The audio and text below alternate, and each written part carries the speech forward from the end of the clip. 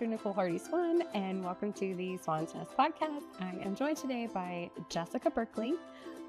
Jess, I would love to have you introduce yourself, tell us a little bit about how you got into the field, and then we get to talk about parent training.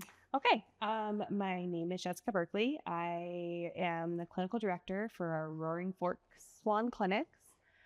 I've been at BCBA for almost 6 years now. I've worked in the field of ABA since 2017. Oh, Yes. how did you get into the field? I started working with adults in residential and vocational settings, doing some program management there. Fell in love with applied behavior analysis at a conference and just kind of took off from there. What made you fall in love with it? Seeing change, seeing support, and seeing care. So having compassionate care and supporting individuals to live their best lives without changing who they are, just kind of changing some things around their environment. I love that. Yeah. I'm sure the data was also a bonus. Yes. We love our data. It's scientific. That helped. That is helpful. And so I just, I know that like you started out in adults, and then how did you transition into working with kids? Happy accident. My husband was transferring locations for work, and I started applying around, found a job, and it was working as an RBT in home with kids.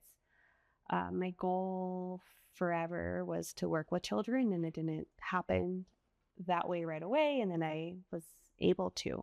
So that's just always been what I wanted. Do you enjoy working with kids? Yes. I'm They're glad. fun. They are fun. Yeah. It's not boring. No. I think there's a common misconception when you talk about working with like younger kids. People are like, oh, but that's so much easier. No. Like, have you ever tried to manage an environment with a 2-year-old? Try 10. 10 2-year-olds. And it's great. And it's the best. Happy chaos. Yeah, it's the best chaos. The best chaos.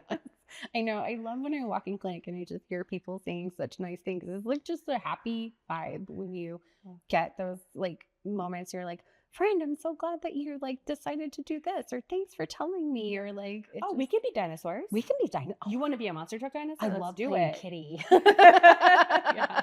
It's like playing kitty one day. It's the best. You a horse girl. Yes. It's just such a creative, imaginative space. Yeah. And just a free space for kids to Yes. be. What are you thinking? Like, what were you considering and thinking about when we started, like Swan Clinic, especially in like the Rifle area? What were your like goals for the space, or how did you want that to look like and be?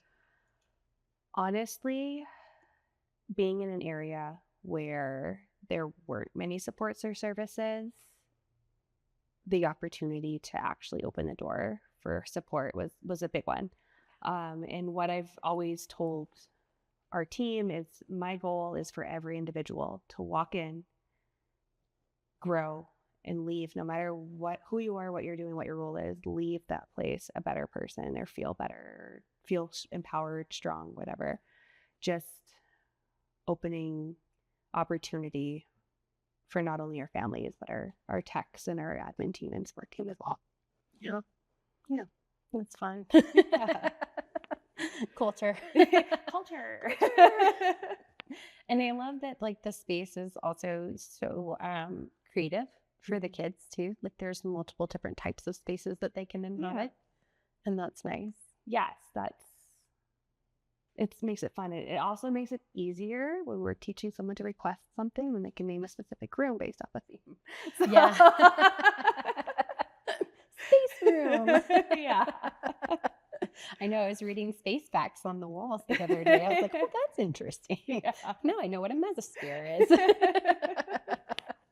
Just learn something new. I love it. And you also like spend quite a bit of time of going like around in the community. Like our friends just walked by a minute ago. Yes. Yes. Everyone needs fresh air and sunshine. Also, one of our advantages being downtown, walkable. There's so many walkable things we can do. And we've established a pretty good relationship with the library. So we're able to go to story time there. And there's a specific sensory-friendly story time that we go to the most that just opens the door for inclusion. Who that story time was started by one of our technicians. So she graduated from our program and went into the community and went to go work for the library and took her knowledge and started a sensory friendly story time for our kids. And the STEM group. So like this has systemic impact, and being out in the community has systemic impact. What do you think the community benefits from having us like inhabit those spaces? Same benefit for anyone inhabiting any space. It's just an increase in diversity. Exposure. And it's just the using what the community has to offer helps the community get more things as well. Like it's like, oh, well, people are doing these things, so let's add to it. I don't think one of my kind of pet peeves, oh, bless your heart, you do this special thing, you work with disabled people, whatever. Like I'm working with people. Like that's a thing. Like there's no whatever. So I don't know if it's necessarily anything other than growth.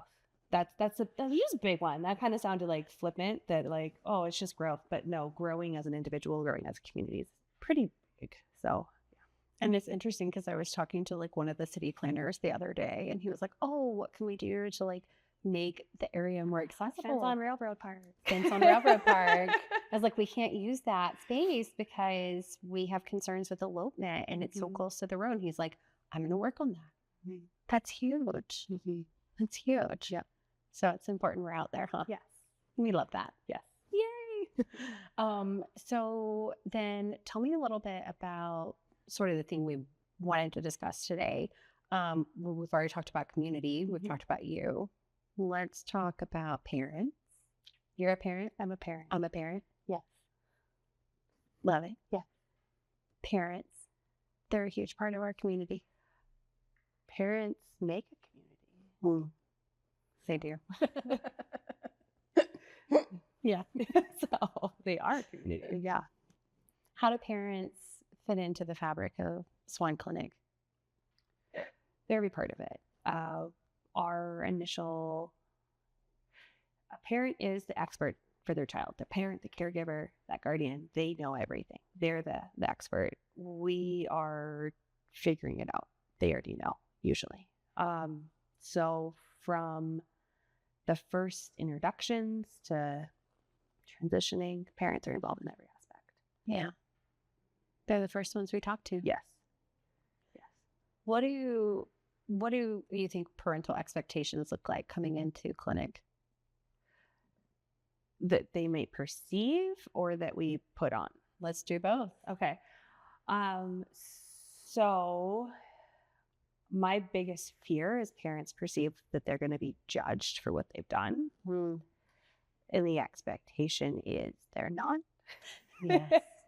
They're learning, they're growing. Everyone's learning and growing, and we're working together.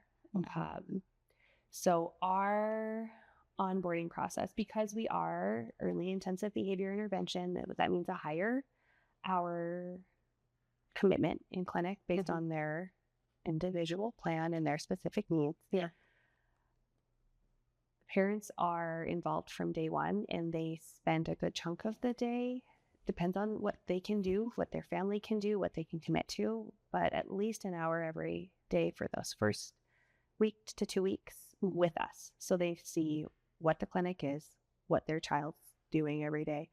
And we get to know the family and the parents and the child better that way, to really open the door of like, all right, what's going on? Like, tell me more about what this child likes. Tell me what they don't like. How do you know they're happy? How do I know they're not happy? How do I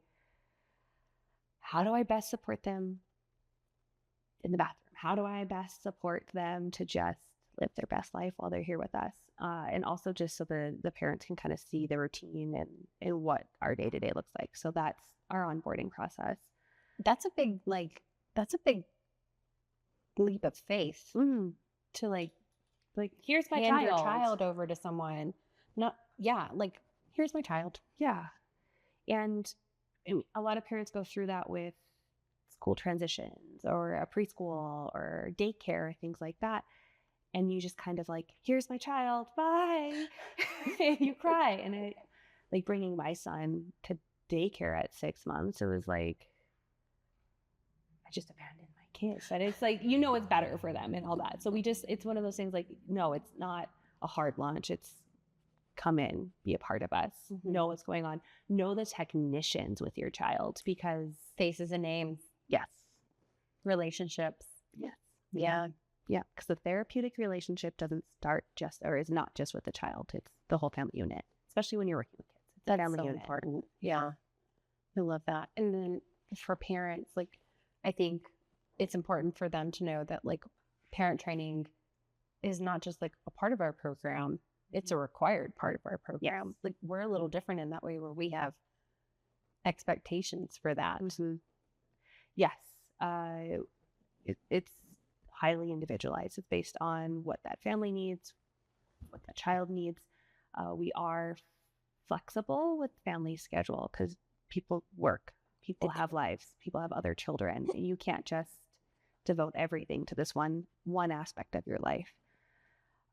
So it's anywhere from weekly to every 2 weeks to month, whatever it needs to be. And for however long it needs to be that way, it's what we're going to do to meet the family where they're at, because it's already hard enough having a child with a difference in everything that gets thrown at you by society and family and friends. Or like, have you tried discipline? Well, meaning grandparents.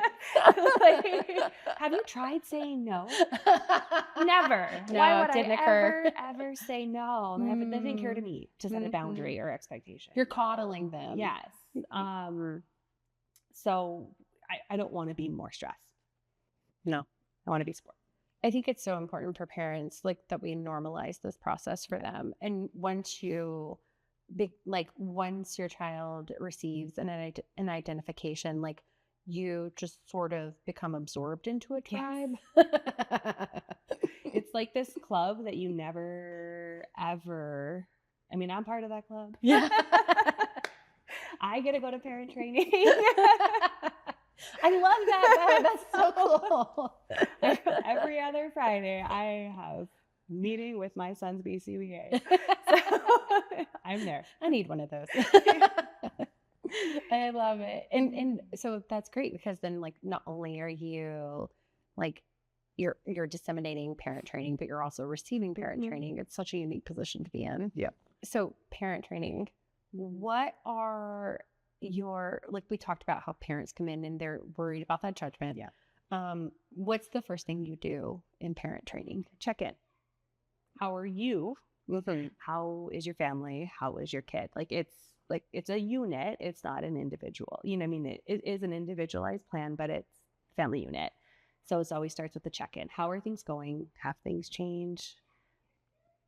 Tell me something that's going really well, something you could use some support with.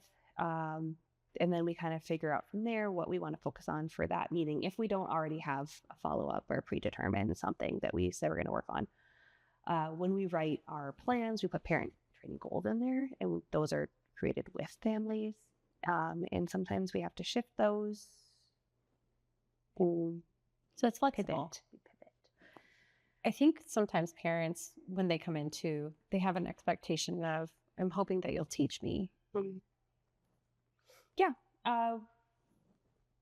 And that's a big thing, because if whatever we're doing in clinic, if it's working and I can't do it at home, then it doesn't matter.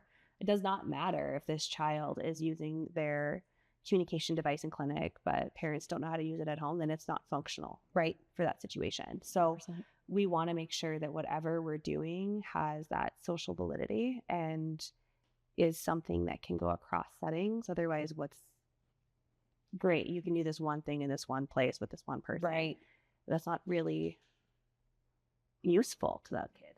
You want to make sure that it's you can do it in the useful. Walmart. You can do it in the grocery store. Mom can teach grandma. Yeah.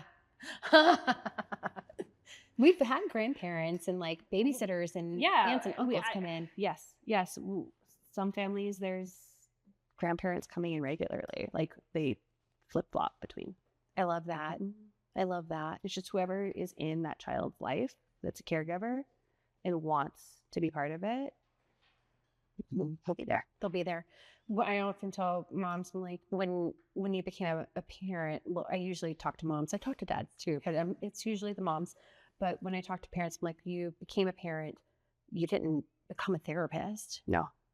You don't have advanced skills in understanding how to shape behaviors and environments. No. I mean, unburden yourself from that expectation. Yeah. I mean, and it's not, your parenting is shaped by the way you were parented. With her systems. Yes. I mean, I think I might be a little different in that I was a BCBA, then a mom, and then was like, oh, your son's autistic. Okay, here we go. But even then, like, I know, the things you're supposed to do as a professional, but you forget with your own kids sometimes. So I also need that reminder and that person being like, hey, you guys, how's that schedule going? Have you? I'm like, oh yeah. You can't treat your kids. No, you can't. Like, ethically and just practically. I was like, your capacity as a human, you can't do that, and you should never have to. You don't want to. No, you just can change some things that you can do to change your environment to support your kid. Yeah. And I think one of the things that I find really interesting is that, while there is a schedule or an agenda, that flexibility that remains in there, everything that we do is so specific to each learner. So like if someone comes up to me, they're like, oh, this is my child, what do I do to help with this and this? I'm like, oh, I don't know them well enough yet. Like, I need more data. No. And it's like, I couldn't tell you without knowing more. And there's plenty of times where this is happening at home and we're not seeing it in clinic. So we start to get curious and dive in and figure out what's going on. We might do some questionnaires, some indirect assessments. And then it's like, oh, it looks like when I do this, we get a break. So let's look at how we can help pre-program or pre-schedule some breaks in your day, or how we can help support asking for that. Or they're the middle child and they're just need some one-on-one time or whatever. And it's not a judgment on the parent. It's just helping with second set eyes. Nothing but love for middle children. I have a fierce one. Yes, you do. You do. Who loves the podcast, by the way. Oh, she should be on it. She should. We'll bring her in someday. I think it's funny because you and I both, like, we've raised our kids in the clinic. Like your child, whom I love, Friday Spaghetti. He has been here and he's benefited from the services. Mine is the reason why we have a spot cleaner. Yes. They have their specialization. They do. And so I see mine picking up on those, like, those concepts that we're teaching when Ellis was like, she violated my physical rights. I'm like, you have been to clinic too much. But I love that she was like advocating and putting words to power. And I'm like, that is exactly what happens in clinic. Our friends are really learning that. Assent. And I think the biggest thing I see parents really kind of find a breath with or an aha moment with is when their kids are able to communicate those boundaries or expectations or needs. And we're starting to get that, like, that flow. Or even my own kid, I'd be like, I'll tell him something and then he's not doing it. I'm like, Frederick. And he goes, I know, first whatever, then that. And I'm like, I really use first then that much. I'm sorry. Like, it works. Or even he'll be like, but I said no. Like, okay. Thank you for advocating. Yeah. Thank you for advocating for yourself. However, we cannot pee outside at the park. God, I love kids. I love kids. They're the best. Yeah, we've had those talks too. No, I think that that's so great. And so I just love how much like we as parents, like we get to see our kids using the words and building the skills. And one of the things like when we talk to parents about the time commitment that it takes, our friends are so little. Yeah. And what I know is that neurotypical kids, if they need hundreds of exposures, neurospicy diverse kids need thousands. I think neurotypical kids need thousands. Yeah, It's not just, you know what I mean? Yeah. It's just not that. Even my own husband kind of balked at it. You know what I mean? Like the number of hours where he's like, but he's 2. And I was like, hey, this is research. Like, this is what we have. And I'm like, it's not 40 hours for a 2-year-old, but we're building up to what he can tolerate as his individual self. And then he figured out I was right. They always end up there. But you'll be right and he'll catch up. But that was, I mean, that's even like with me in the profession and him knowing what I do day to day. It was just like, and I was like, he was at daycare for exactly 60 hours a week. Yep. I mean, and it's not daycare. I mean, it's completely different. It's medically necessary treatment, but it's still that same time commitment with individuals outside the house. Yeah. Not 60 hours, but I mean that intense number of hours. I think parents misunderstand sometimes what it is we do during the day. And that's where I really love parents coming in and doing parent training and collaboration. There's nothing to hide. Come on in. No, it's just anytime, like, or like if we're doing something like, hey, we're doing Watermelon Wednesday. If you want to meet us at the park, meet us at the park. Or whatever it is, whatever strange little chaos we add to our day. I love it. Watermelon Wednesday. I love this. Someone asked for watermelon. I'm like, we'll do it Wednesday. It's Watermelon Wednesday. Watermelon Wednesday. Ability to be random is good with kids and myself. So the kids get to do lots of fun stuff. You even went to the movies. Yes. We've done that a couple times. Yeah. So when we're talking about that learning and the like, you know, accessing environments, like, you know, we're going all out and doing this stuff. Movies, parks, walks, the bakeries, ice cream, whatever we can access in the day, we're going to access. Can I be invited to Ice Cream Thursdays? Sure. I want that. Sure. It's a new thing moving forward. Ice Cream Thursdays. No, but I love it. So we're always busy. The kids are always learning and we have a structure, and the structure really reflects what kids would be getting like in a preschool experience. Yeah. It follows that routine and flow. Yeah. Well, and I mean, everyone thrives on routine. Some people might say they don't, but they usually have one. Yeah. Not recognizing it. So it just helps add some predictability to the day, and it also helps just plan and not feel like you're, what do I do? What do I do? Do you feel like that's what, like, we also inadvertently are able to give to parents is that routine and structure? Because most of the time when I meet parents, it's for that initial diagnosis. I'm like first point of contact. And then when they get to you, it's like I'm seeing all of the feelings and the worry, and it's consuming the air around them. And then I'm like, Jess will take you. Well, and that never goes away. No. Regardless of what's going on with your kid. I mean, I am a full-grown adult, and my mom is still like checking on I haven't talked to you for 2 days. Are you okay? Like that whole We love mom. Yes.